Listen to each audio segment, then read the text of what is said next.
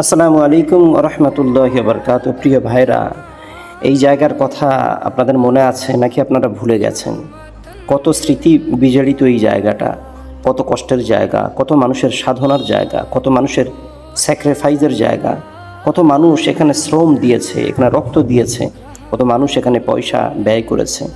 সেই জায়গা, সেই পুইনান বিশ্ব ইজতেমার জায়গা আপনাদের মনে আছে? আপনারা বলতে পারবেন কার ক্যান্টিন কোন জায়গায় ছিল? এই জায়গার কথা মাঝে মাঝে ভিডিওগুলো দেখি আর এই জায়গার কথা মনে পড়ে।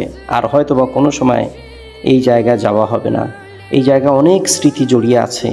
ইজতেমার কথা হওয়ার পর থেকে শুরুয়াত থেকে শেষ পর্যন্ত প্রায় 20 বার আমরা এই জায়গাতে গেছি।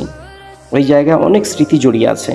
প্রিয় ভাইরা, আপনারা কে কে আসছিলেন, কোন কোন জেলায় থেকে আপনারা আসছেন, আপনারা কোথায় থেকেছেন, একটুখানি নক দিয়ে যান। আর দেখেন, এই জায়গাগুলো দেখলে প্রাণ ভরে যায়। এখন যদি এই জায়গায় আমরা কেউ যদি আসি বা আপনারা কেউ যদি আসেন, দেখবেন বিরান ভূমি ছাড়া আর কিছুই নাই। শুধু জলা আর ধান বন, ধান গাছ, গাছগাছালি ছাড়া আর কোনো কিছু এখানে দেখা যায় না। একসময় কয়েকটা মাস আগে এই জায়গা আল্লাহ তাআলার লক্ষ কোটি কোটি প্রিয় বান্দারা দিয়ে এই জায়গা ভরা ছিল। আজকের সেই জায়গা বিরান ভূমি হয়ে গেছে। আল্লাহ তাআলা এই আল্লাহওয়ালা বান্দাদের বদৌলতে আল্লাহ তাআলা এই জায়গার মানুষের প্রতি যেন বারাকা দান করেন, এদের চাষের প্রতি যেন আল্লাহ তাআলা বারাকা দান করেন।